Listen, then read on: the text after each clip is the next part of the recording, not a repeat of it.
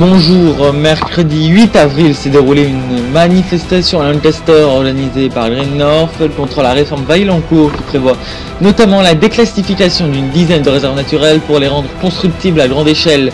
Mais elle est vite devenue un enfer. 900 000 personnes étaient dans les rues de la capitale lancasterienne pour s'opposer au plan de la première ministre, mais le cortège s'est rapidement vu stoppé par les forces de l'ordre. En effet, ce rassemblement a été désigné comme illégal par les autorités lancasteriennes moins de 2 semaines après un attentat face à la mairie de la ville. Bloqué face au poste de police de la 49e rue au sud de l'île de Lancaster, la manifestation dégénérera 1 heure après à coups de jet de cocktails Molotov sur les forces de l'ordre. Celle-ci réagira en tirant sur la foule. Ainsi, des vitrines sont brisées, des voitures incendiées et une personne tuée par les tirs de la police. C'était un polarien, un de mes collègues, un de mes amis, Christophe Charquin, qui était à cette manifestation pour Polaro TV, est décédé d'une balle perdue tirée par la police lancasterienne. Soudain, il est alors 11h59 ce 8 avril 2015 quand une bombe explose dans le commissariat de police en face duquel sont bloqués les manifestants. L'attentat fait 19 morts, 15 policiers et 4 manifestants. Les autorités soupçonnent actuellement des groupes terroristes locaux d'avoir perpétué cette explosion pour tenter une nouvelle fois de déstabiliser le pays.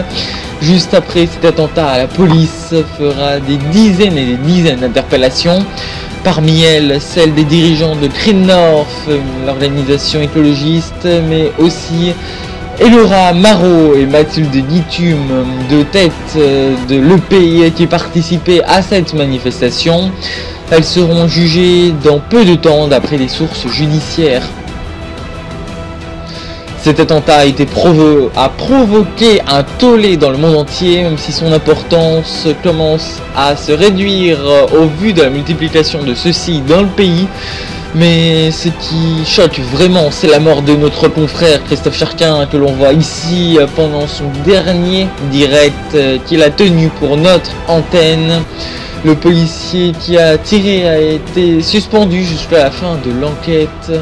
Ce journaliste et grand reporter, salué dans le monde entier depuis son décès, aura le droit à des funérailles nationales, a annoncé Kathleen Vaillancourt. La première ministre du Lancaster, qui a été très vivement critiquée par un certain nombre de politiques, quelle que soit leur nationalité, leur bord politique ou leur importance. L'Union philicienne rappelle que la liberté d'expression doit être respectée. Rowan Blake, le Premier ministre du Sunrise, parle lui d'abus de pouvoir des autorités en interdisant des manifestations qui lui sont hostiles malgré les importantes mesures de sécurité entreprises. Aurélien Castle se dit lui révolté par ce qui s'est produit. Le Polaro dénonce des actes intolérables tant de la part des terroristes que de la police sur Squirrel. C'est la 2e fois cette année qu'un journaliste de Polaro TV venait à trouver la mort dans l'exercice de ses fonctions. La liberté de presse dans le monde est ainsi de plus en plus dure à assurer et son prix est toujours de plus en plus douloureux. Je vous remercie d'avoir suivi cette émission.